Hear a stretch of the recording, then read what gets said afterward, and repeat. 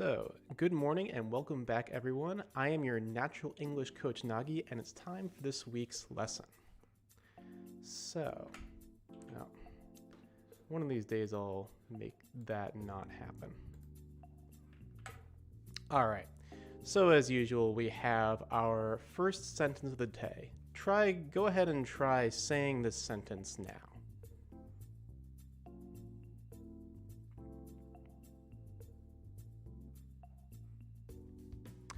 Okay, this sentence seems pretty easy, right?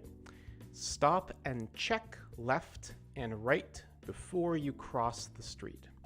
So why are we looking at this sentence today? So the reason we're looking at this sentence is because of a certain important pronunciation point, right? There's a certain pronunciation point that we're going to be working on today that isn't like th or L or R. Can you tell what the pronunciation point is by looking at this sentence? I'll give you a hint. Try looking at the end of the words.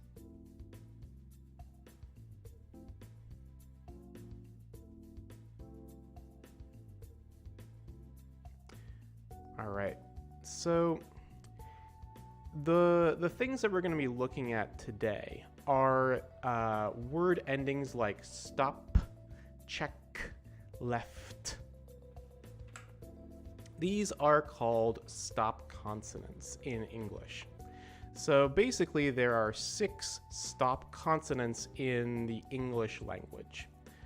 In the American English language specifically, they might be the same or they might be a little bit different if we're talking about British English or Australian English or a different country's English. But these are the ones that you will hear most commonly. And they're split into 2 categories. The first one, as you can see, is called voiceless. Voiceless stops. So when we say these letters p, t, and k, those sounds are all made in our mouths by stopping the air from coming out, right? So say these 3 sounds again and focus on what happens in your mouth, right? P, t, k, p, t, k. Try it.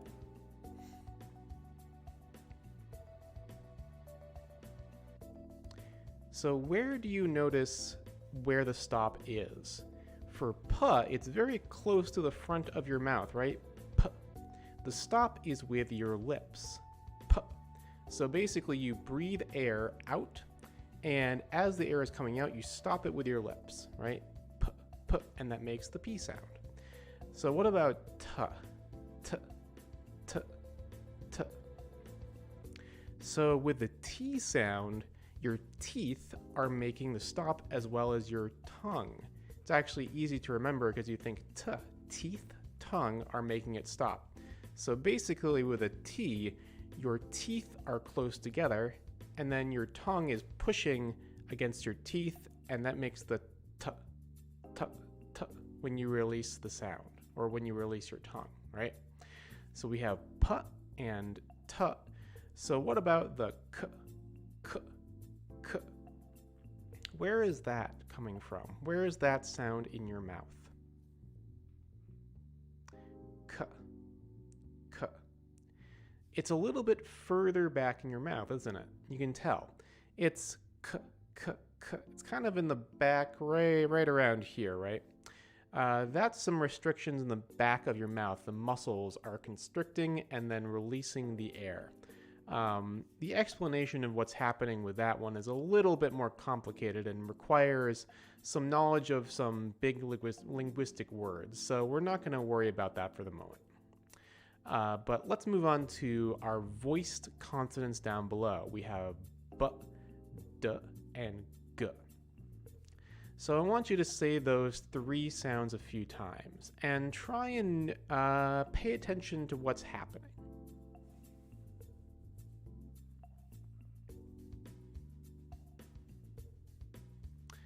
Did you notice anything about the placement of these sounds?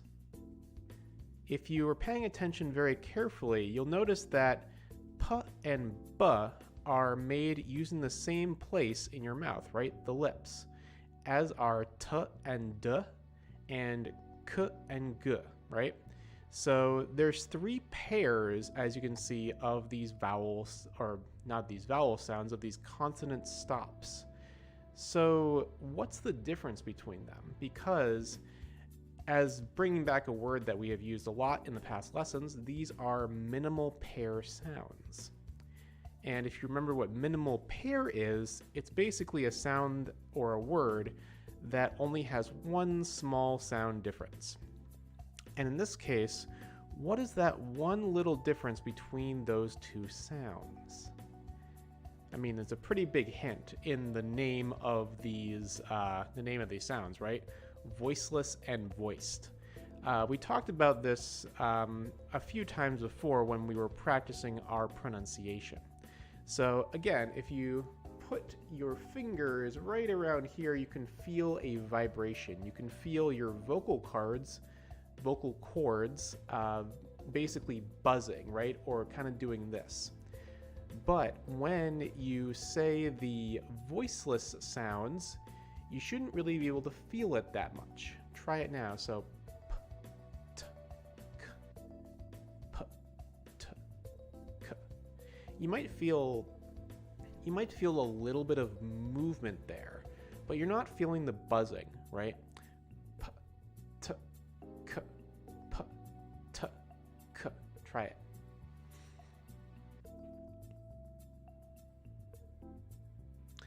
All right. Now, let's try the voiced consonants. B, d, g, b, d, g. You can feel the vibration, right? You can feel that movement down there. So basically, your mouth is doing the exact same thing, but the only difference is whether or not your vocal cords are moving, right? Try it one more time.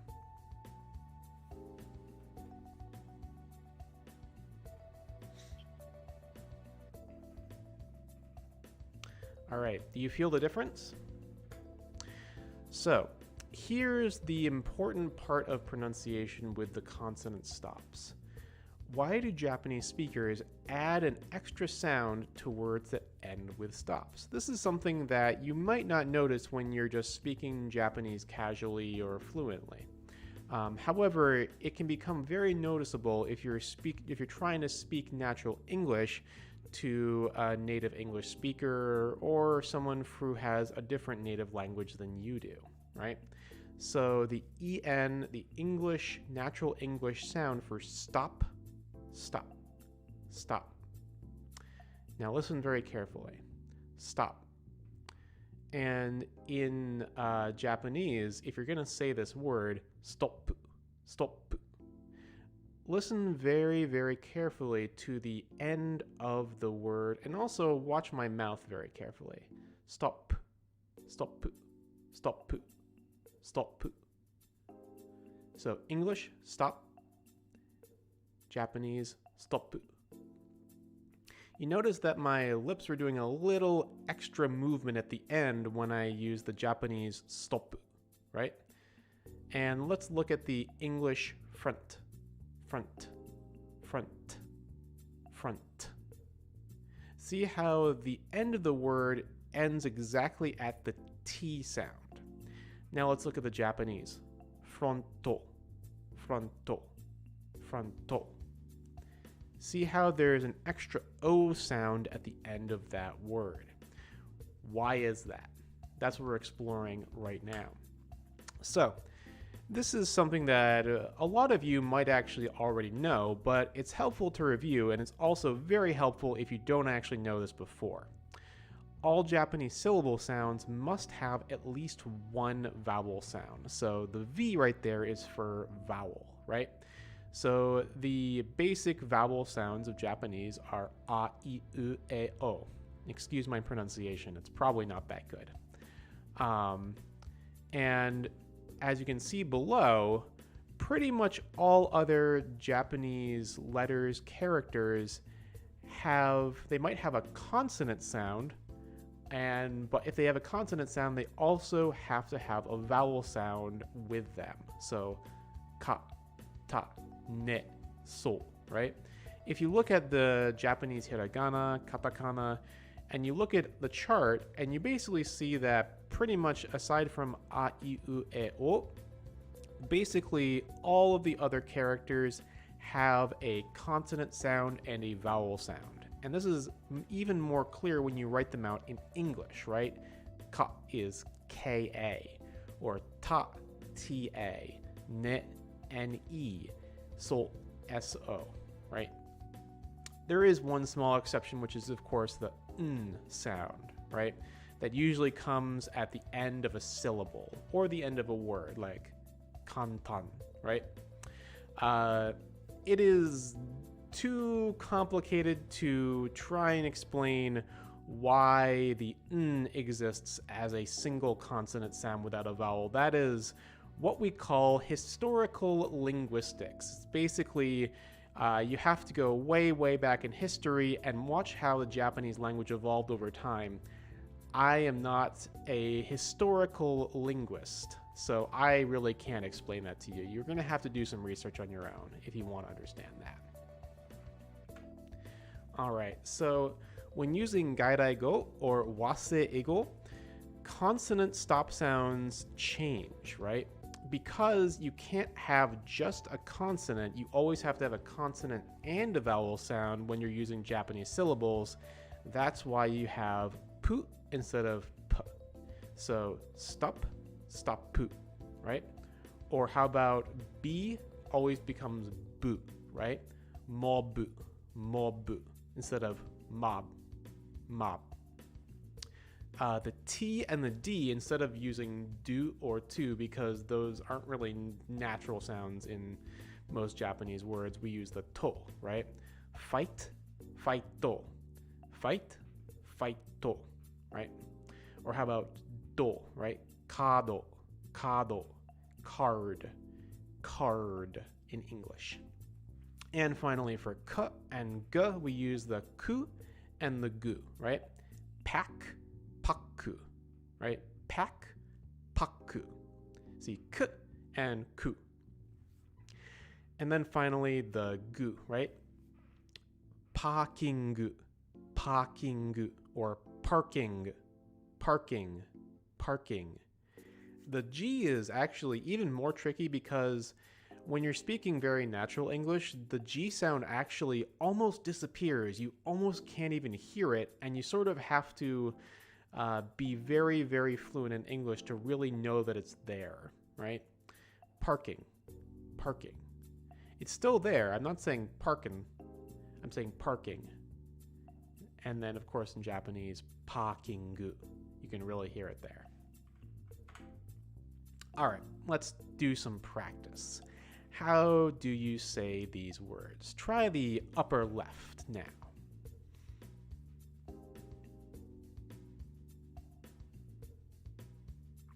That one is pack, pack, right?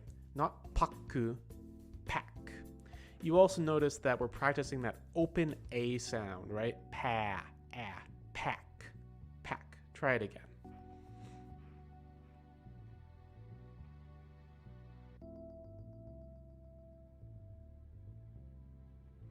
All right, now go ahead and try the bottom left.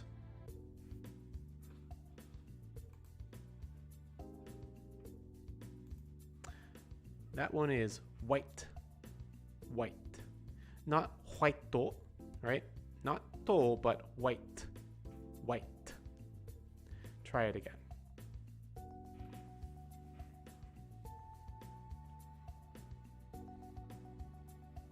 All right, and upper right. Try that word now.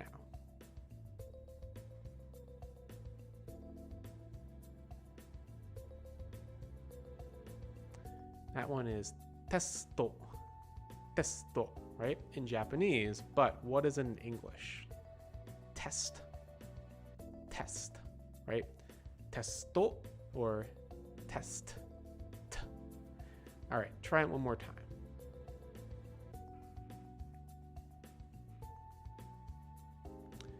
And finally, let's look at the bottom right. Go ahead and say that one now.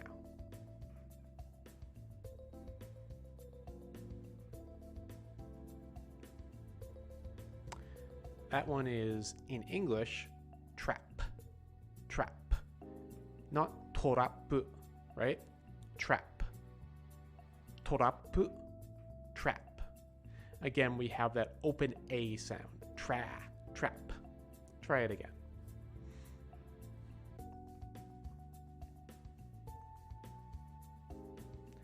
All right, good. So let's practice our sentences now. Go ahead and try saying the top sentence now.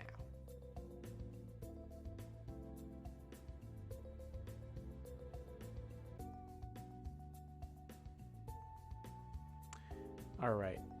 The white book is in my pack.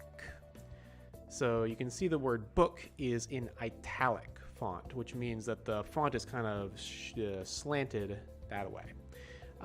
When you see words like that, it means that they also have the sound that we're practicing, but we didn't practice them before. The white book is in my pack. Try it again.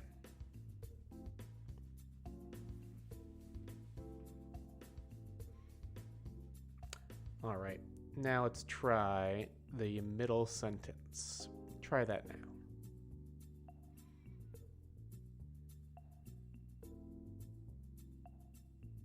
Okay. I studied all night for the test. I studied all night for the test. Try it again.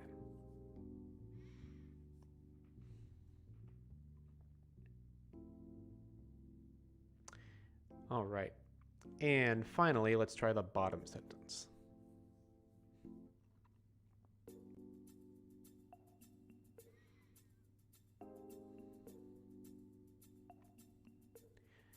He walked directly into a trap.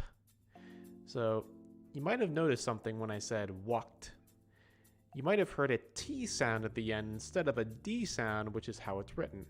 It's very common, not for every single person, but it's very common in natural English to make the ED sound of the past tense of verbs as a T sound, depending on the sounds that are inside the word itself.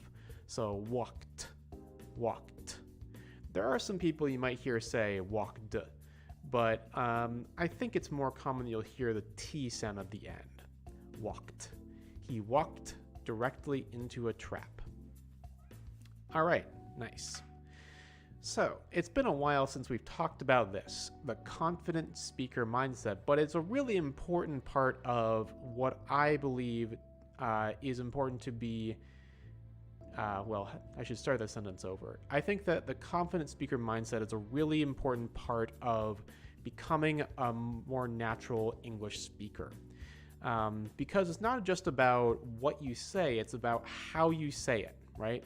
It's really important for fluency because if you're afraid to speak to somebody or you're afraid of messing up or you just, you really don't feel confident about talking, then you really can't get better or you really can't improve your natural English, right? So basically, I have been introducing a total of 4 points to this confident speaker mindset. And right now we are on point number 3, right? Rule number 3. So before we go on to rule number 3, let's look back at the first 2 rules. All right, so if you've been watching for a while, then maybe you remember them. Rule number 1, right? What is rule number 1? So it starts with a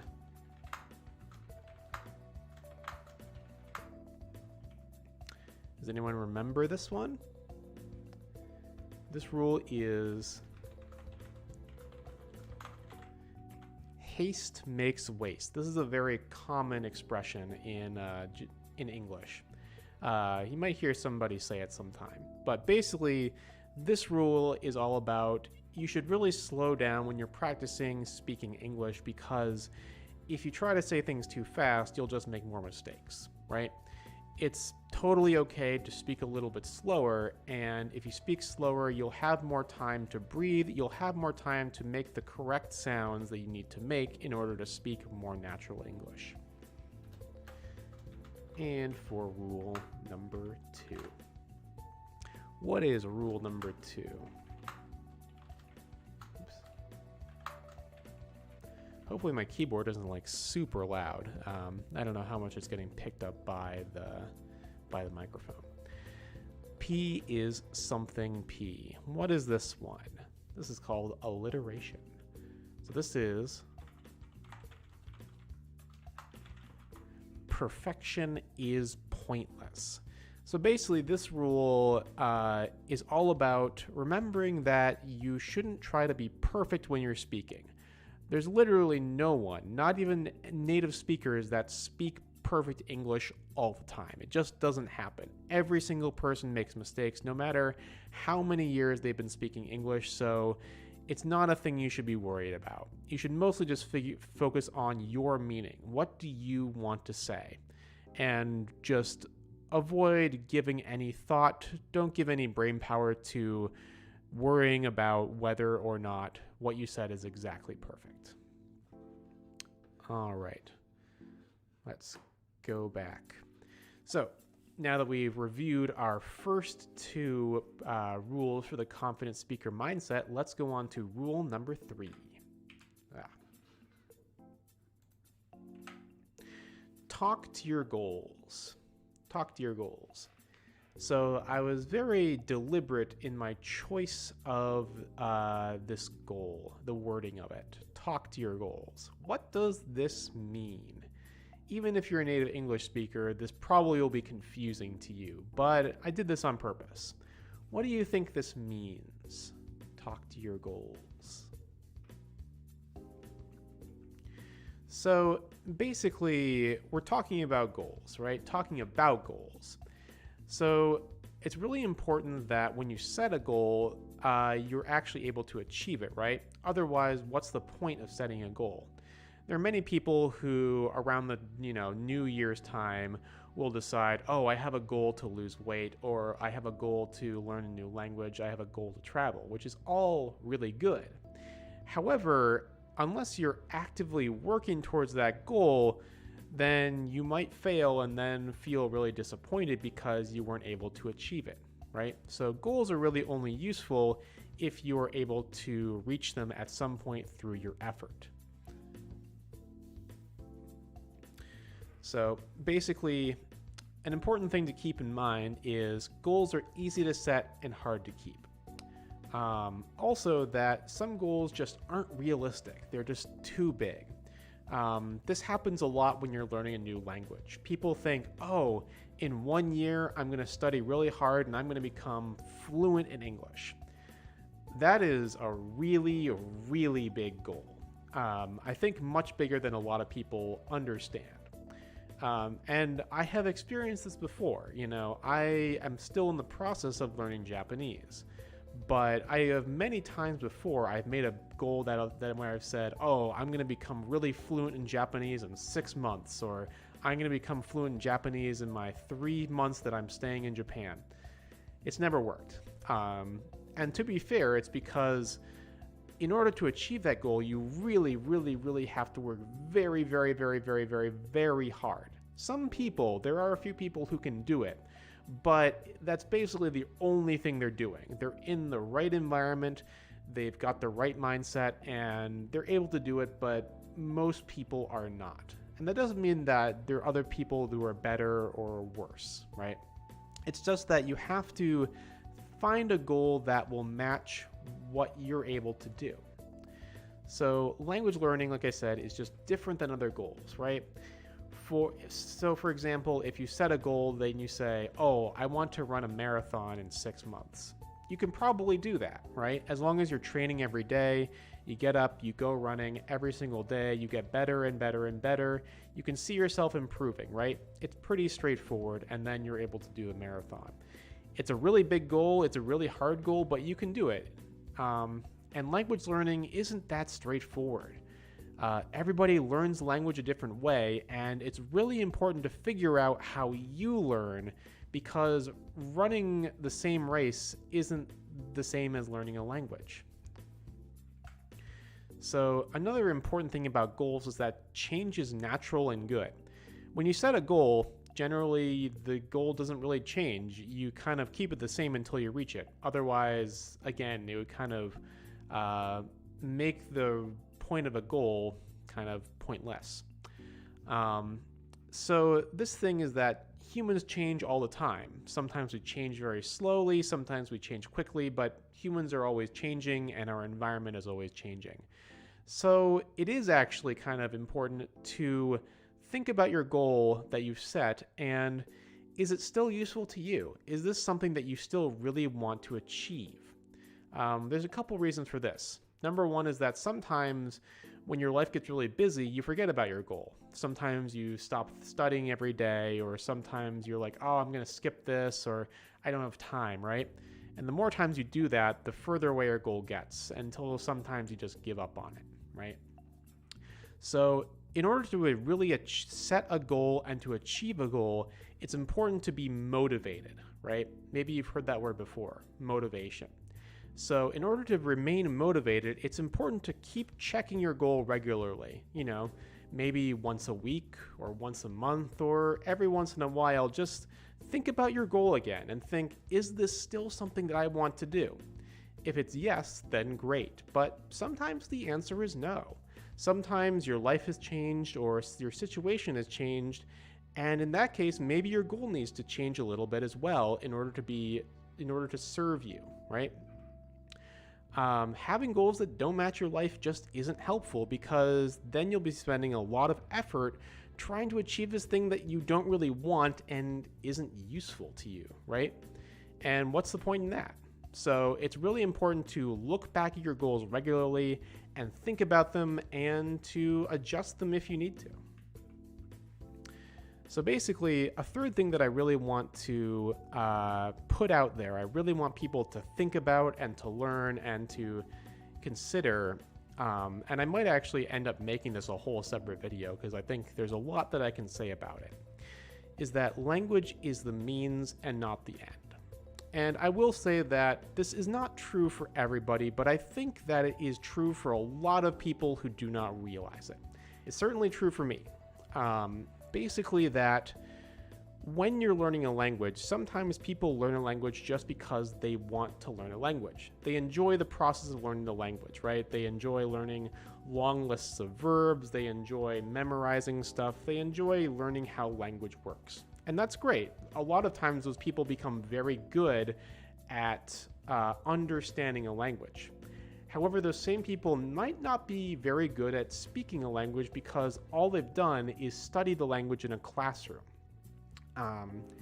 And if you grew up in the Japanese educational system, it's very likely that you have studied English in your classroom for many, many, many years, right? You probably know some very advanced grammar topics that even native English speakers don't really understand. However, if you're watching me, it probably means that you can't speak English as well as you want to. And the thing about that is you did a lot of studying of English as a, let's say, an academic topic rather than as a language itself. We really only get better with language when we use it, because that's the reason why you want to learn English or any language, right? Is because you want to use it. You want to talk to people, you want to watch movies in English, you want to read books in English, you want to go traveling, right? You want to meet new people. Those are all examples of using the language, right? For me, if I was studying Japanese, I'm interested in languages, but I don't have enough time to really try and learn all the ins and outs. I have reasons for why I want to study Japanese. I have friends who I want to talk to in Japan. I have things that I want to watch and I want to read. I want to be able to travel more easily so I can, get around independently. So all of those are means, not really, or language of the mean. Those are the ends, is what I meant to say.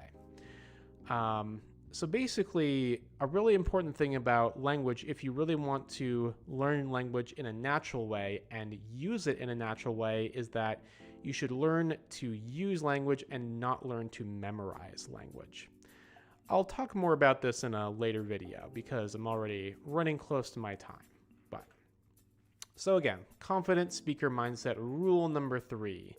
What is it? Talk to your goals. So do you understand what I mean now by talk to your goals? Check in with them, think about them, go back to them, right? Don't just leave them and forget about them. Think about your goals and motivations every day, or every week, every month, whatever works for you. And finally, learn to use language, not to memorize language. All right, let's go ahead and check out our speaking practice. So these are all words that we just practiced from the previous topic about consonant stops. So go ahead and try number 1 now.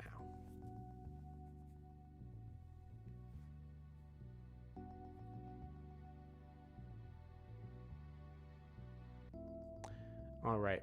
The mob started to fight in the street. The mob started to fight. Try it again.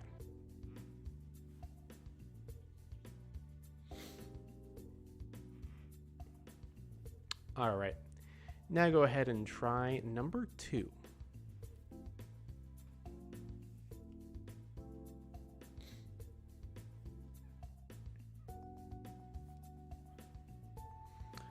Okay. Try parking between the white lines.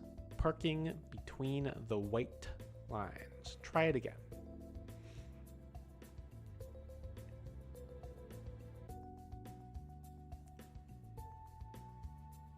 Okay. Now try number 3.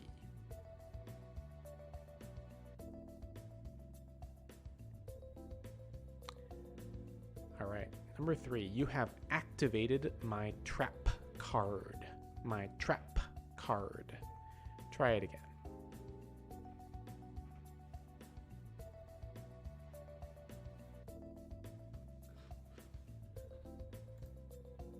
All right, and let's try number 4.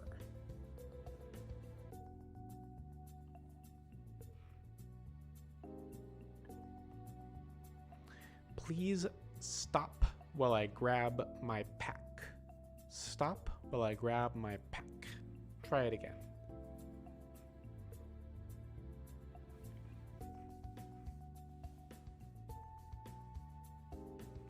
All right, good. And finally, it's time for a bit of review. So again, these are all phrases that we learned from the previous live stream lesson. Go ahead and try number 1.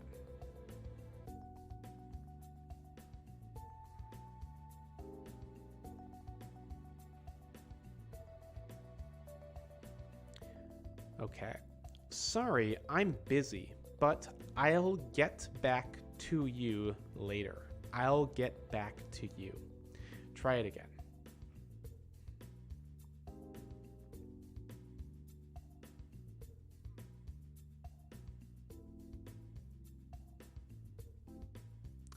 Okay. Number 2. Try number 2 now.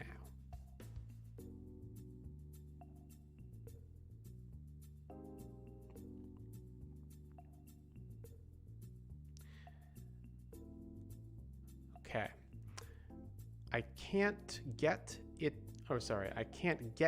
touch with my doctor right now. I can't get in touch with my doctor right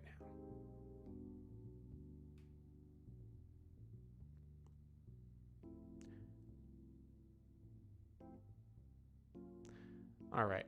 Now try number 3.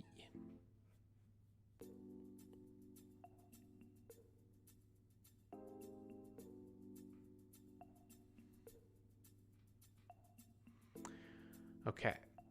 I left her a message. We're playing phone tag. Phone tag. Try it again.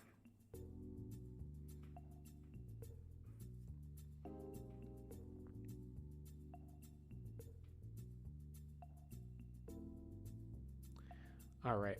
and number 4.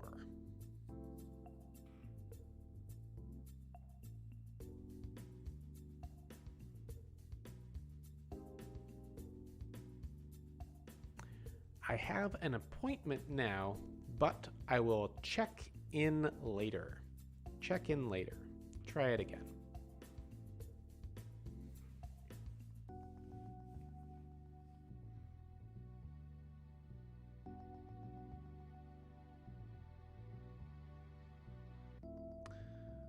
All right, and number 5.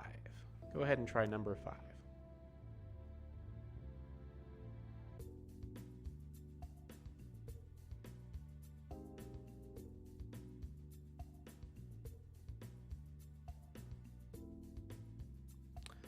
Okay. How rude. I texted him, but he left me on red. Left me on red. Try it one more time.